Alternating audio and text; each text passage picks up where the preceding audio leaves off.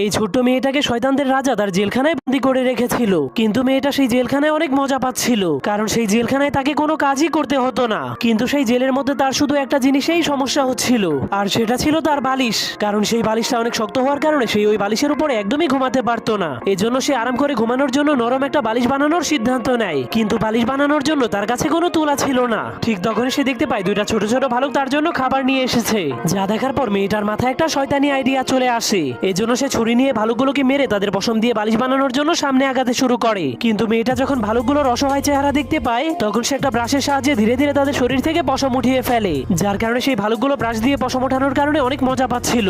এজন্য ভালুকগুলো মেয়েটাকে আবারও ওইভাবেই পশম ওঠাতে বলে। তখন মেয়েটা ভালুকগুলোকে বলে, যদি তোমরা আমাকে জেলের চাবি এনে দাও তাহলে আমি তোমাদেরকে আবারও আদর করব। এরপর মেয়েটা চাবি পাওয়ার পর জেল থেকে বের হয়ে বালিশ বানানোর জন্য কাপড় খুঁজতে শুরু করে দেয়। তখন সে কাপড় পাওয়ার পর সেই কাপড়গুলোকে সেলানোর জন্য হিজকের পিঠ থেকে একটা কাঁটা চুরি করে নেয়। এরপর সে আবারও জেলের মধ্যে